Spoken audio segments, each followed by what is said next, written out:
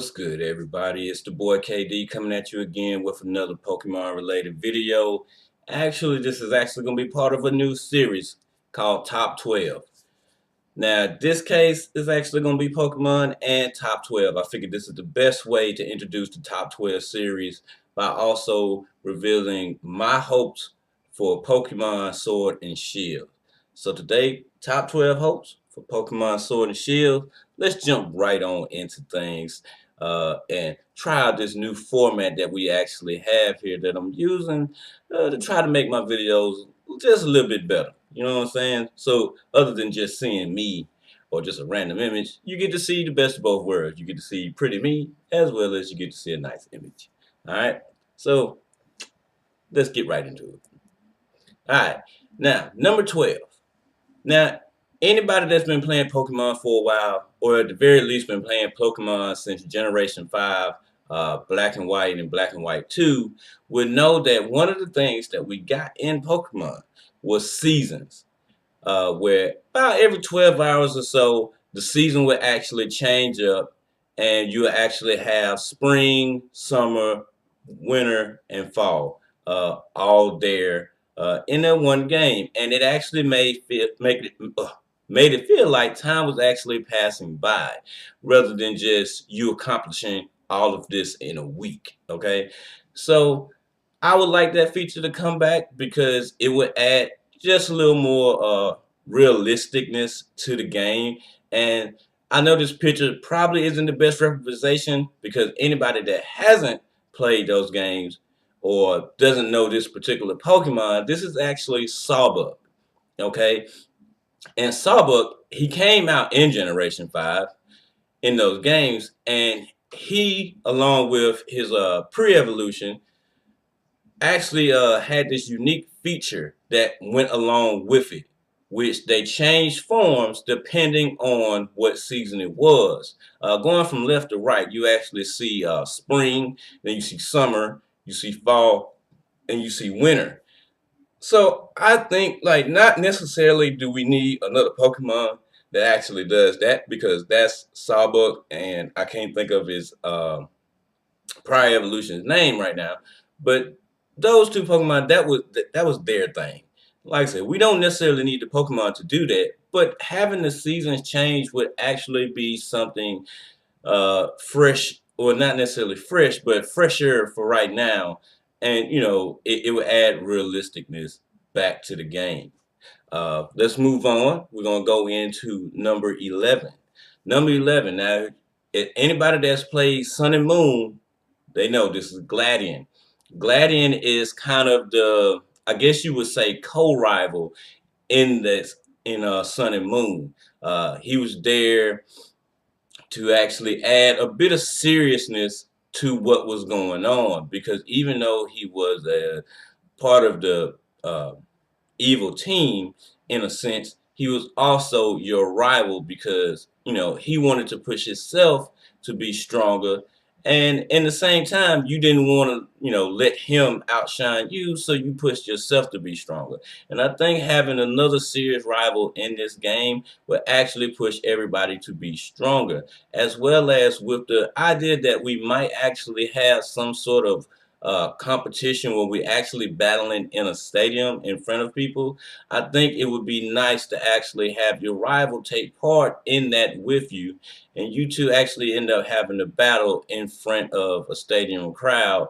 And to allow him to be serious that way, like I said, you will want to step up your game too, because with a friendly rival, you like, haha, yeah, you're my buddy, but I'm gonna smack you and you're gonna get out of the way. All right. So, yeah, give me somebody serious, somebody that I can actually take serious. Okay.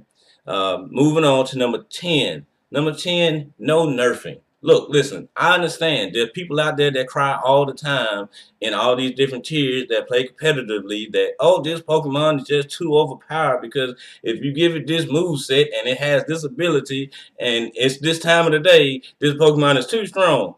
Listen, listen, I understand those people. Hey, I love you all the same, but look, listen, y'all are too soft. All right, just because you came up with a strategy all year long and somebody else came along with something that was even better and then a bunch of people started running with it, don't mean that it needs to be nerfed. All right. That Pokemon does not need to lose power just because, you need to make everybody else feel better. What about the ones of us that aren't bothered by it? What about the ones of us that actually use the Pokemon in the story and we actually enjoy it actually having that power? Now, you know, once it get nerfed, then the next game that comes out, we like, well, dang, like you don't have that same impact as you did before, you know. And you got to think about it. That might have actually been why that Pokemon was somebody's favorite Pokemon. So, look, listen, no more nerfing, okay? Just come up with better strategies, to actually account for it and beat it. Don't have to, decrease its value. All right? Yeah. All right, let's go to number 9. Number 9. Now, for anybody that has played any of the Let's Go games, this is, a little scene that was taken from it. I don't know if you could really see it. Unfortunately, I can't really make it too much more bigger. I wish I could. But this is the player character there. And as you see, he has Pikachu on his shoulder and a Bulbasaur behind him. Now, this is my number 9 feature, the option for Pokemon to follow you. Now, I say option because one, in the trailer, in the reveal trailer, I can't talk today. In the reveal trailer, we actually got to see that there was no Pokemon following the player character, at least in any of those scenes that we saw. But who knows if they are or aren't following us? Me personally, let's say that there's actually an option to where you can actually choose to have your Pokemon follow you or not.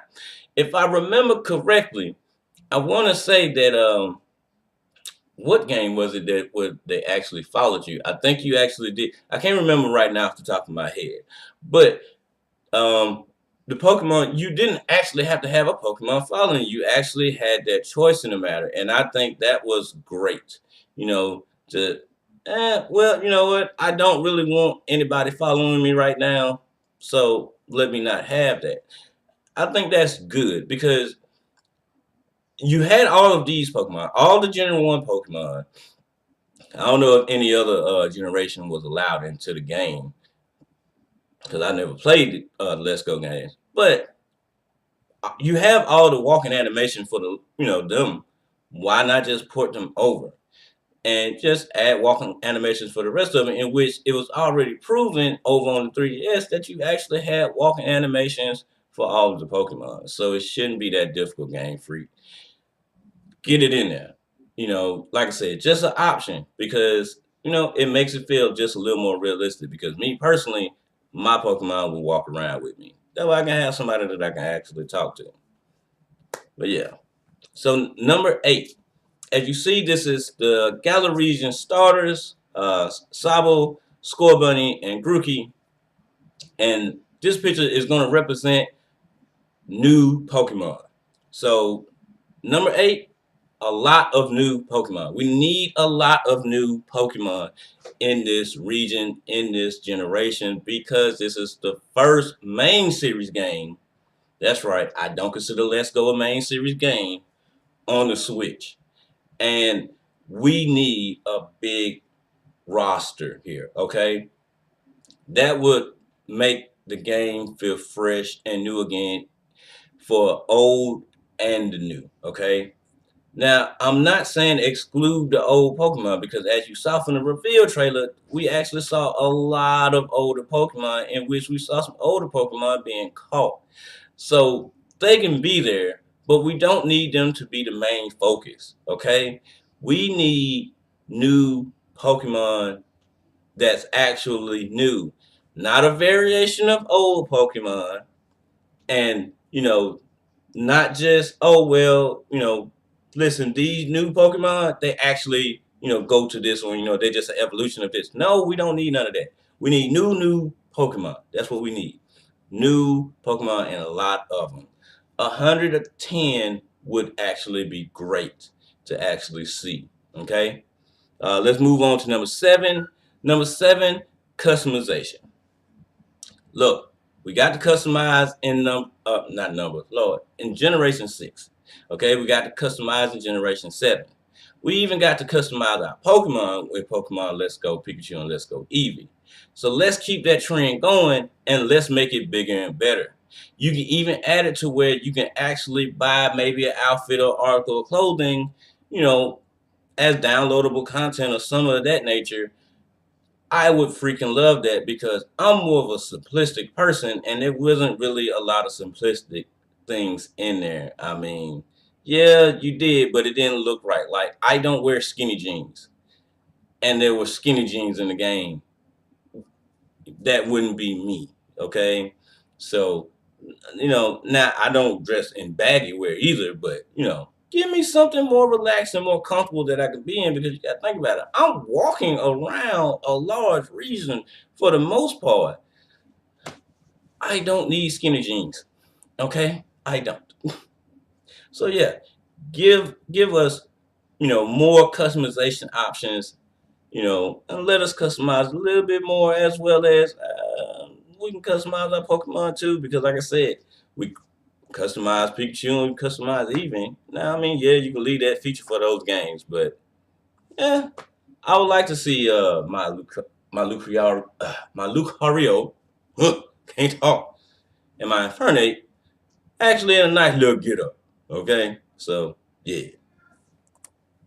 All right, number 6, no more HMs. Now, as you can clearly see from this picture, that HMs are the most frustrating thing in the world. Having a Scyther that can't cut a tree because you didn't teach it to move cut makes no sense at all. Its whole thing is its arms are giant blades. If you don't cut that dang tree down so we can get to moving, and then it's a little bush. You would think you would just walk around it, but no, they don't allow you to do those things. Listen, that was a hindrance. Please, let's get rid of that. Okay, in Generation 7, we actually had Ride Pokemon. Let's Go Pikachu and Eevee. The Pokemon that we follow, that followed us, not we follow, we can actually ride on them. I don't know if you still needed to cut stuff down, because again, I did not play the game. But let's keep HMs away from this game because I repeat, I do not want to lose a slot just so I can have a Pokemon that's strictly for HM use. Older players, you know what I'm talking about. I'm not going to refer to them right now. Or I do not want to remove one of my Pokemon movesets, when it moves in the moveset, because they only get 4 now. They only get 4 just so I can have an HM so I can cut a tree down that I'm not going to see no more for the rest of the game. Makes no sense at all. Okay? Yeah, you can go to a move tutor and have it removed, but at the same time, that is a hindrance as well because now I got to go out of my way to go find this person to do this. And no, just let me not have to deal with HMs no more. Okay? They was good back in the old generation, but let's get rid of that, please. All right. Number 5, no more PC. All right, I'm gonna bring up Let's Go Pikachu and Let's Go Eevee. All your Pokemon that you catch are in your bag with you. Because you gotta think about it. If you look at the anime, the ball shrinks really small and you actually wear it on your waist. They can go in the backpack. Let's keep that going, okay? Look, listen, there's a lot of features that Pokemon Let's Go Pikachu and Eevee can have to their sales, but this one, bring it over because we need it. I hate having to backtrack just to switch out Pokemon, okay? It's very irritating. Very irritating. And look, listen, if you think it's gonna mess up your strategy for make it too easy for you because you know that the trainer ahead, has a grass Pokemon and all you need is a flying or ice Pokemon and you can take them out or fire whatever. Look, listen, it does no good if that Pokemon ain't trained up. Okay, if the levels don't match up, the type advantage doesn't help at all. All right. Now, with that being said, Game Freak, please, no more PCs. Let me just be able to switch out my Pokemon, in which that actually makes sense that big old backpack that was on the male player character's back. Hey, I'm all for it. All right, please, please. Number 5, no more PCs. All right, number 4.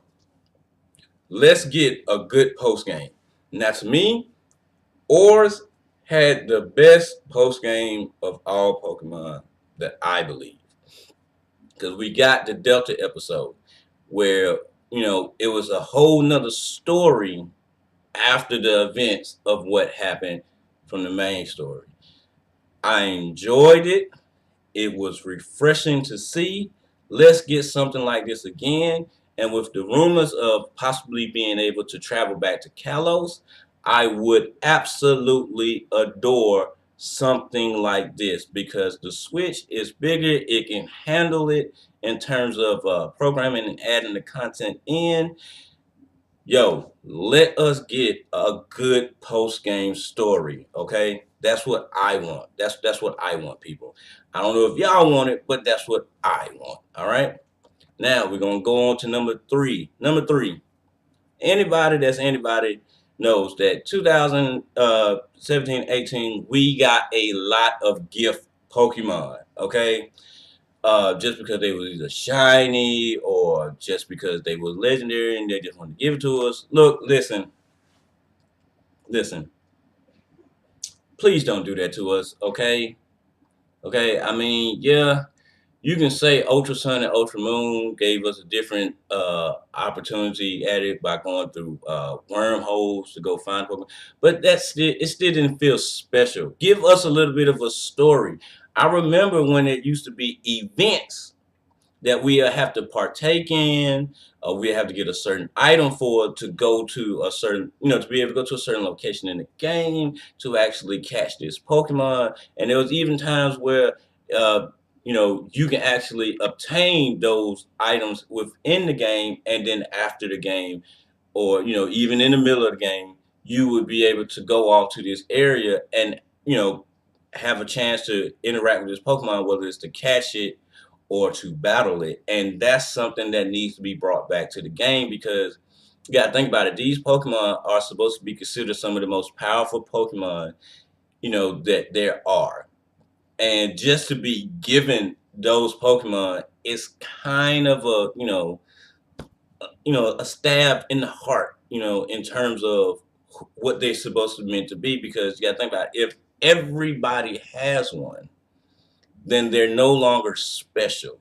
They're just, powerful Pokemon that everybody's able to have. So yeah, let's make them interesting in some shape, form, or fashion. Either go back to actually giving events to where if you're not at that event, you can't get it, or either you have to you actually have to know somebody that actually got the item and that they give the item to you, or some of that nature, or make it to where it's in the game and you actually have to do stuff to actually go and meet up with these Pokemon. Please do that. All right. Number 2. Now, I don't know about the rest of you, but I need Pokemon Bank to be a part of this, because here's the thing. For about 4 or so years, we use Pokemon Bank to actually house our Pokemon. When we stored our Pokemon here, because we wanted to start the game over, but we didn't want to lose any of the Pokemon that we had before. And it helped us be able to complete the decks, because let's be honest, if we ain't got friends like that play Pokemon, because I mean, we have friends, but they might not be into Pokemon, or you just might not be able to know anybody that got a different version than you. And even with the online trading feature, that was kind of weak, because people be asking for ridiculous things. It made it hard to complete the decks. So Pokemon Bank actually came along and allowed me to be able to carry Pokemon with me. I don't know, no matter where I went. You know what I'm saying? I was able to take them to the next generation of games, and so we want to keep that going. And you got to think about it. We actually paid for this feature. It was a yearly subscription that we paid for to actually be able to do this.